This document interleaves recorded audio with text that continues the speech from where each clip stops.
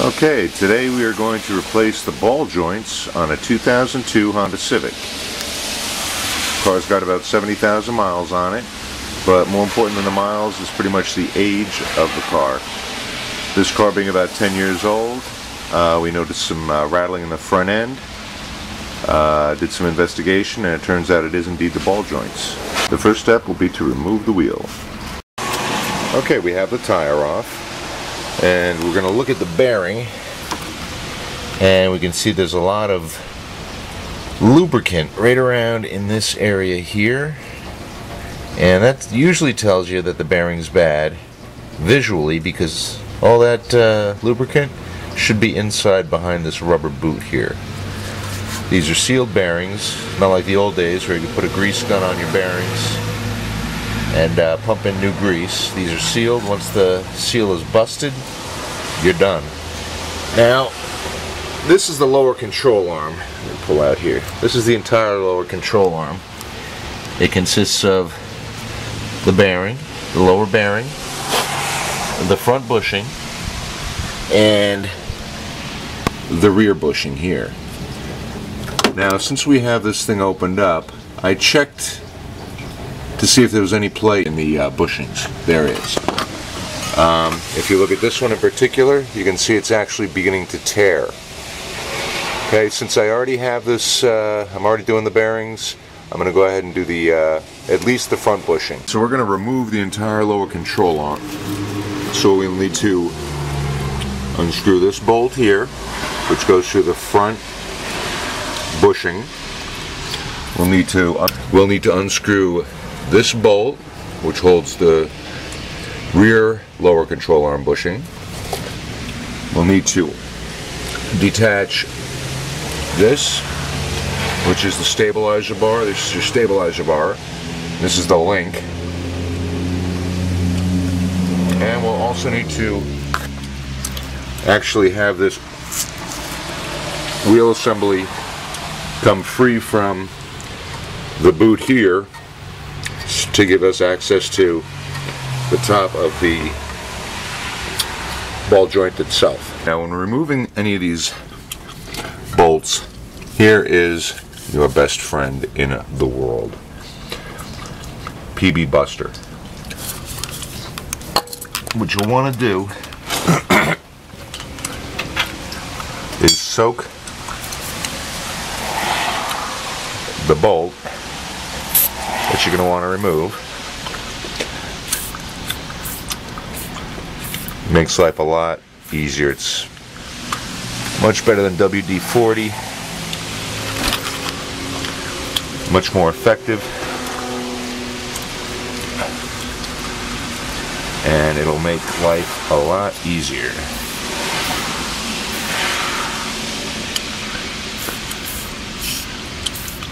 Okay, I don't know if you can see that.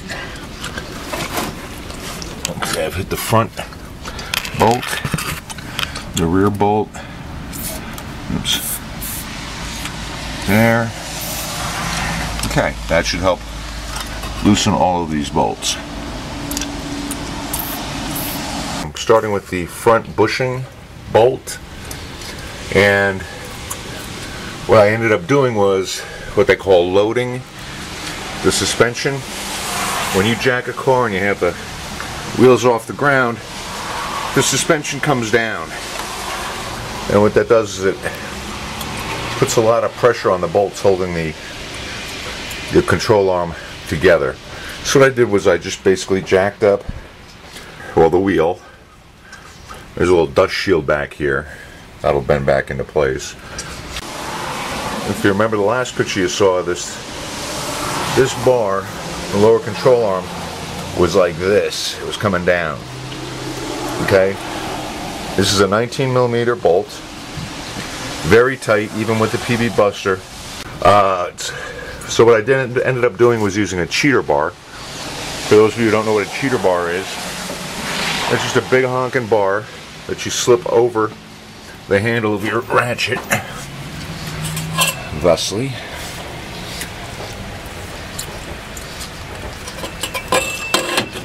And you basically get a lot more leverage. As you can see, it's, goodness, actually loosening this bolt.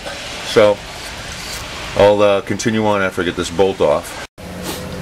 This will show you that you have a bad bearing if you see something like this. Now the bearing should all, the bearing should all be like one piece, right? It's a metal outer ring, then it's rubber, and then it's a metal inner ring. Okay? Now watch what happens when I turn the bolt.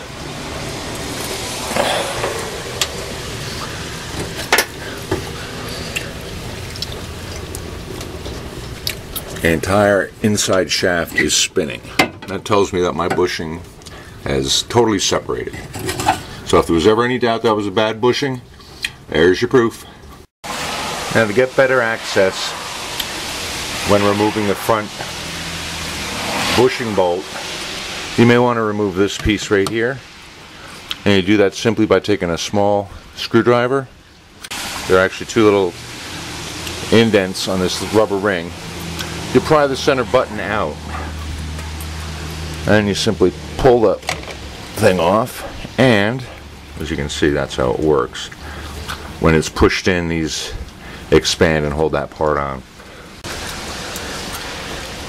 Like so. And then you can just pull the whole thing right off. And here's the other one. What that allows you to do is get much better visibility on the top of the bushing bolt. Okay. Unfortunately, the way I have this jacked, I can't remove this fully. Maybe mostly fully. Again, being a 10-year-old car, you can do stuff like this I wouldn't do to a new car, but okay, so there you have the entire bushing bolt assembly in plain view. And you continue loosening it, and once it's off, we'll move on to the rear bushing. I suggest PB Buster, buy it by the gallon. You'll want to get some right on the top of that. Show you. That's the end of the bolt that we're, right here's the end of the bolt that we're unscrewing. So shoot a little PB Buster in there, and that'll just let that, see how it's just going to sink right into that bolt? It's actually running down all those threads that have been untouched since Yoshi screwed them in at the factory. That's going to make it, turning that bolt much easier. Okay, since we already have the front bolt out almost all the way, what we'll want to do now is loosen the rear bushing for the lower control arm. There's the bolt we'll be turning. Again, it's a 19mm bolt. That one right there. And there's the back end of the bolt right there. Again, our old buddy. We're going to want to spray,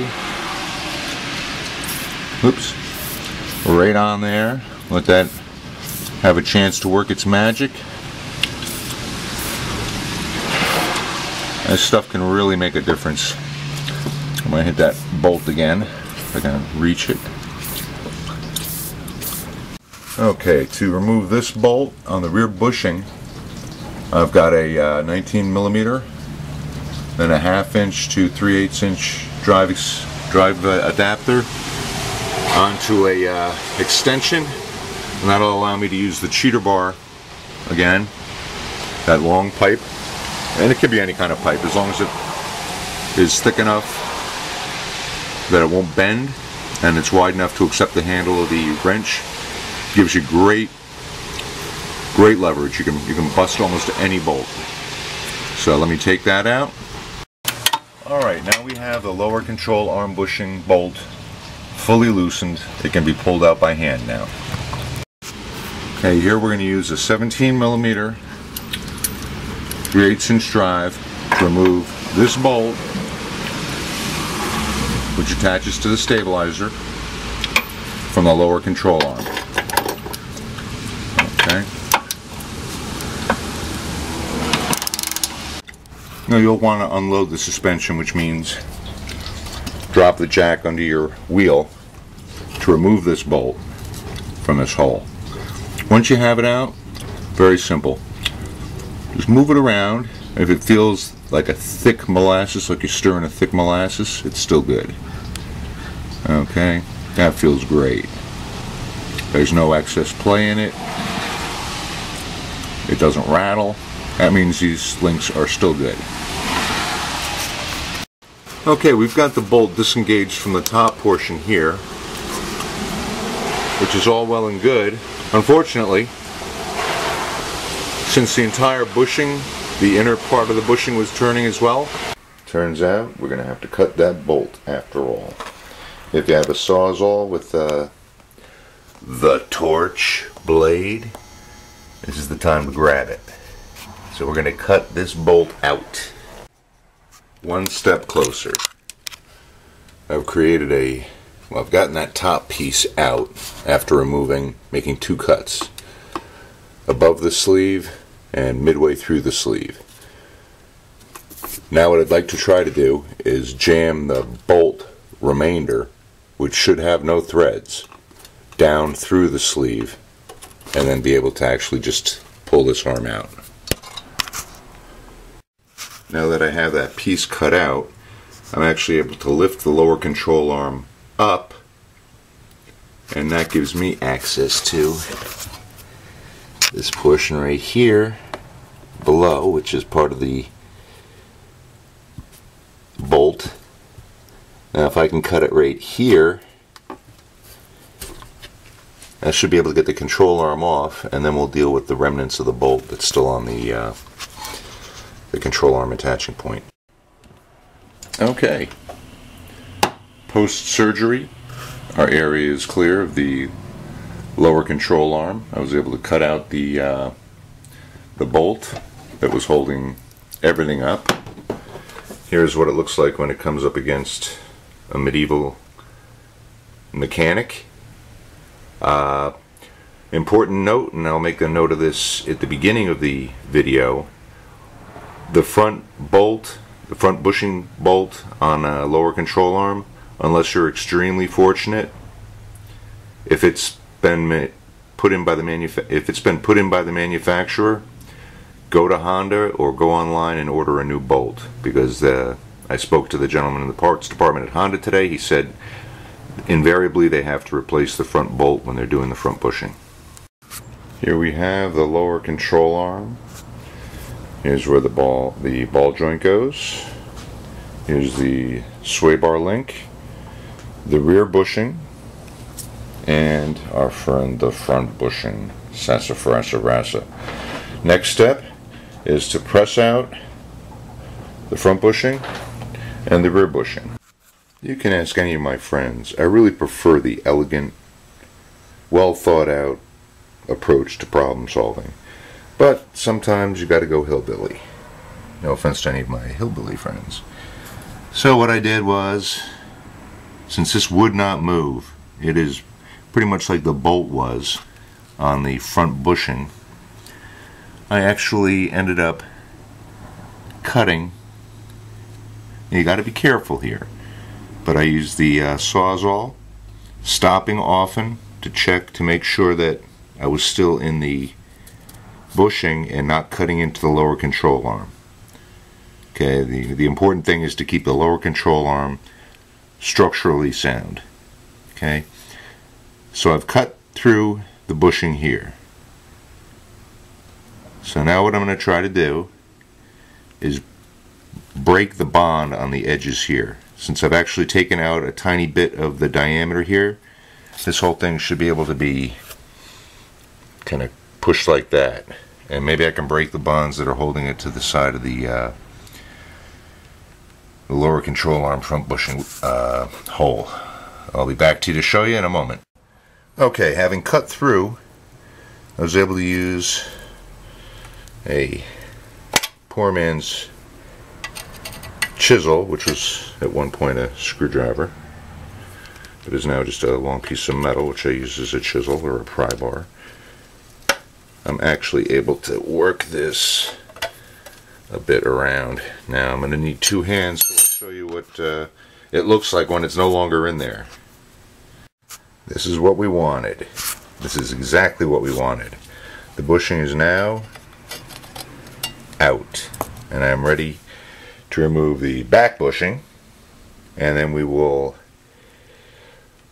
put in the new bushings, and then we will tackle the ball joint. First thing I'm doing here on the rear bushing is getting rid of this extra rubber that's along the back. Again, we're looking at the control arm being like this, right? So I've cut away that rubber so we can basically see where the bushing meets up with the rear bushing hole. Okay, I was able to twist this out from within the rear bushing. Now I'm going to use Mr. Sawzall, as I did before, to cut just the bushing liner and give me some space to peel that baby out. Made my cut into the outer bushing ring, and now I will try to pry it from the rear bushing on the control arm. This is most definitely the bushing of Rasputin, but we're making progress. As you can see, we've gotten the edge of the bushing to back out. It's only a matter of time. And thus, at the end of the long battle, the bushing has decided to graciously leave. Alright, next step, pull the ball joint. Now, to get the ball joint, we're going to need to remove the wheel to give us access to the ball joint on the knuckle. Okay, in order to do that, we're going to need to remove both the bolts that hold the caliper on. In fact, the entire caliper housing. So we'll remove those. I've already bent this out, so we'll be able to actually unscrew this and remove the wheel, and that should give us access. Okay, using a 1 1/4 inch socket, I'm going to remove the axle nut. To take off the two mounting bolts for the brake caliper housing, just about to tie them up. Okay, I have the entire brake housing here hanging from the shock, and the reason for that is anytime you take the brake caliper off, this little hose right here, that's your brake line. You don't want to ever put any real stress on that. You don't want to have this whole thing hanging from there, because that could weaken it and you could lose your brakes. So we got the two bolts out behind the wheel. Our next step is to take out these two bolts. That'll allow the entire wheel to come forward. We've removed the axle nut, and we will be able to actually take this whole thing right here off. Okay, so we've got both the bolts removed. I've left this one just as a hanger for this, while I remove this wheel from this nut. And basically the wheel's going to come this way, the nut's going to go back. A little bit of pressure on that bolt while pulling on the wheel, and we're disengaged from the drive bearing, or the drive shaft. Now when I remove this bolt, okay, once I remove this bolt, watch the magic.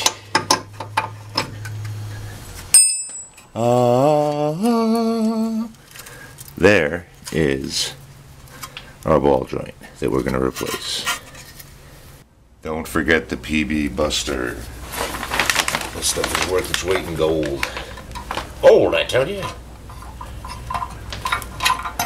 Throw a little bit on the top of the ball bearing, or ball joint. A little bit on the inside edge there. And one ball joint out.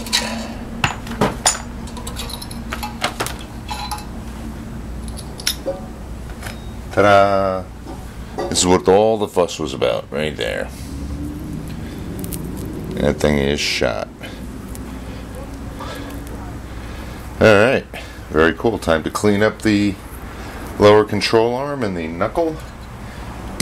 And then we begin the reassembly. You may want to just get in here with a little bit of steel wool.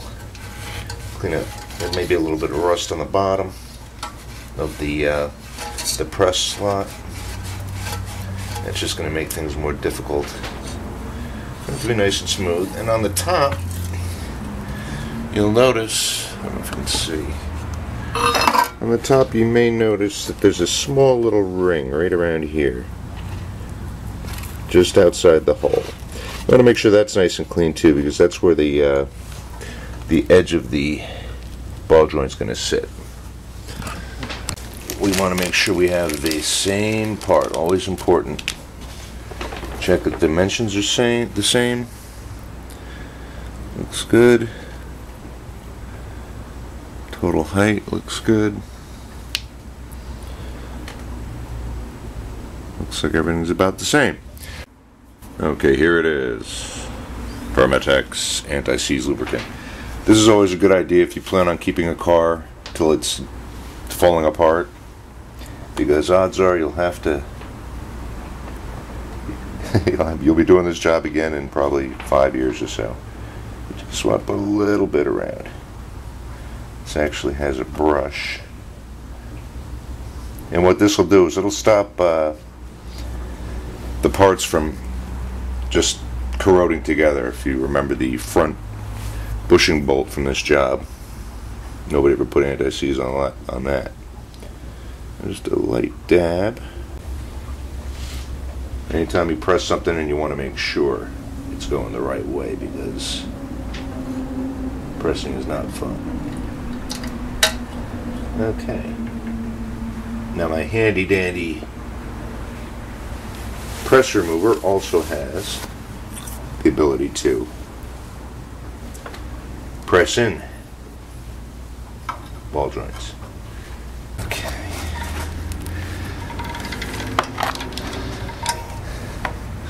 I'll show you how this ends up. Won't bore you with the details.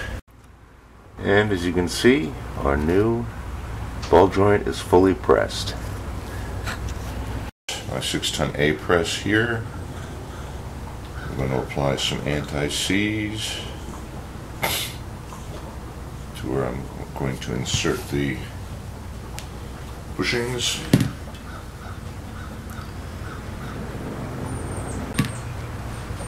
I'm going to place the bearing into the hole.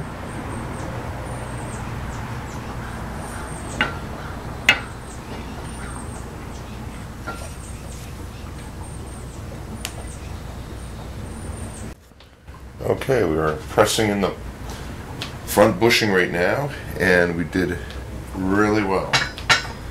I placed 2 arbor plates on the bottom of the press and a metal piece right across the top.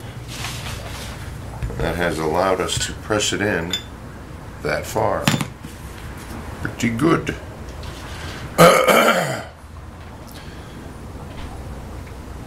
Now I will reverse it and press it in the rest of the way. Now to apply the coup de grace. Send this bad boy all the way in.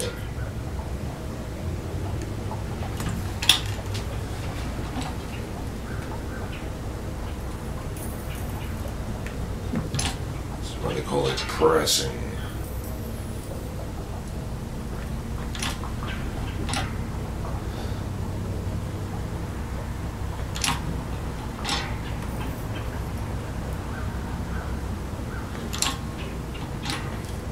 We're shooting for this bearing to be flush, the metal ring of the bearing to be flush with the lower control arm.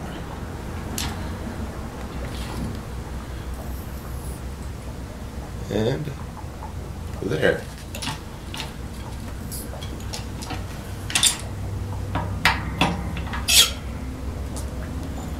I love my new bearing press. Okay, now we're going to add some anti-seize to the inside of the rear bushing.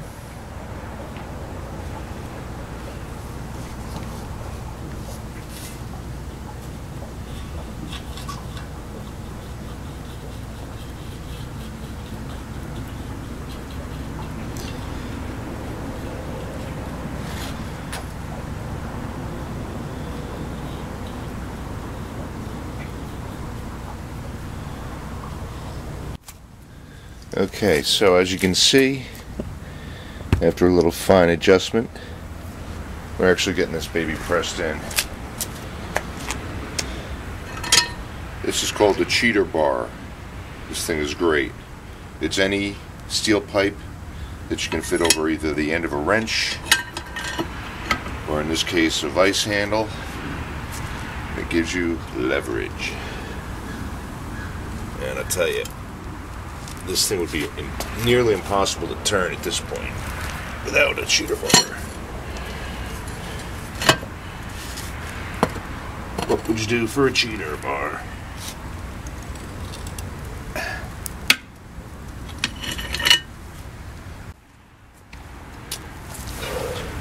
Well, I had to finish up with the ball joint setter, but I have it in. So this control arm, I'm going to give it a couple of hits with some Rust-Oleum on the welds where it's a little dinky, and then this baby's going back in. So what we'll begin doing first is any bolts we have, for instance the bolts that go up in here, we're just going to clean them out. And in fact, any bolts we have we're going to clean out. Use that with a either a brass, preferably brass. All I have right now is steel brush, and also some steel wool. Just go around the sides there, make sure there's no crap in there. And the bolts basically just go right like that, just knocking out the crap that might have accumulated in there. The wheel back on, and then we'll reinstall the lower control arm.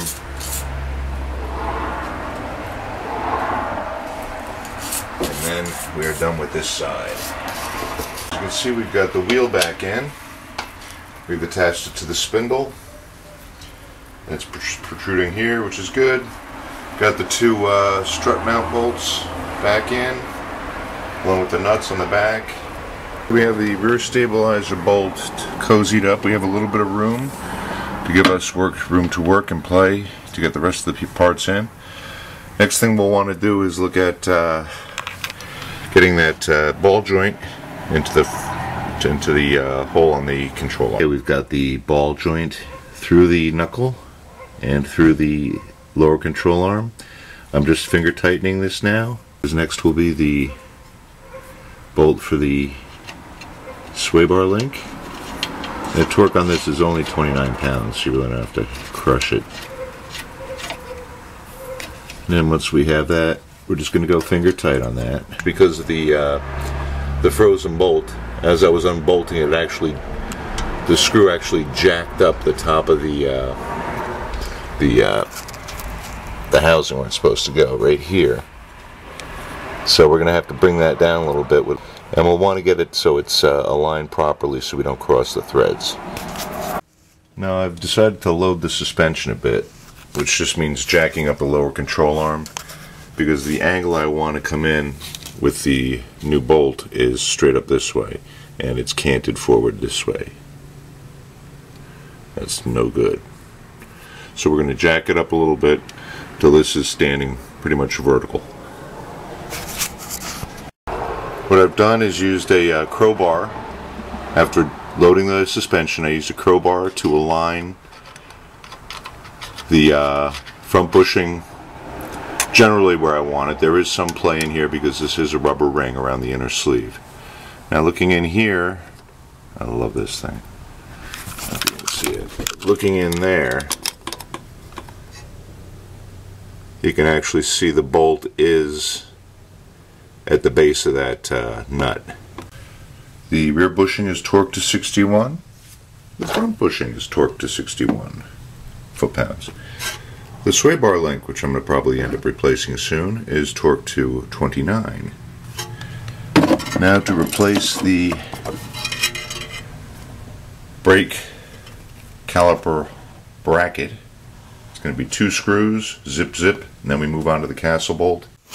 Okay, we've got the brake caliper bracket ready to go back on. Important safety tip, anytime you're working around the rotor, especially if you've got grease, you want to clean off that rotor. Make it clean enough to eat off of, or at least not greasy.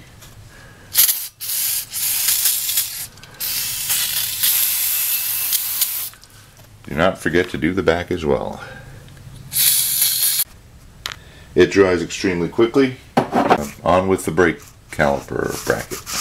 We have the brake caliper bracket back on. Make sure you don't twist this line.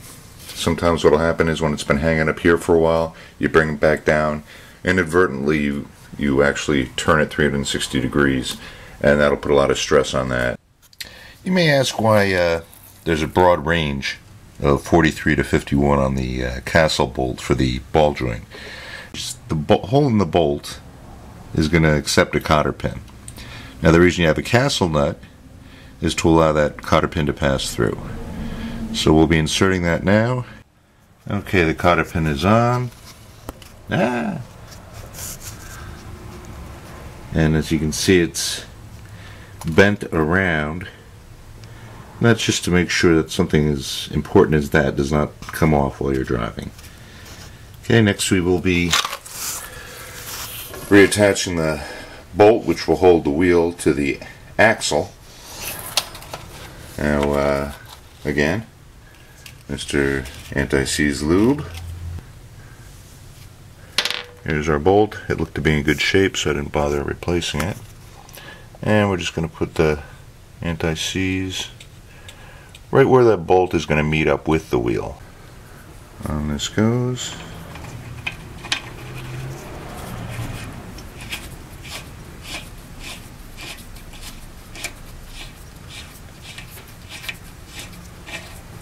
Okay, 134 foot-pounds later of torque. We're now going to take a screwdriver, and I'm going to use an awl. If you look at this bolt dead on, it's actually got a notch in it. We're going to do a couple of blows with the hammer. Take a hammer, give that a couple of whacks. Okay, last thing we want to do is button up the splash guard, protect the engine from the Pittsburgh winters.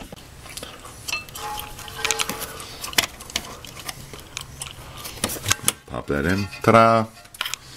One more to go. Match up all the holes. It's in.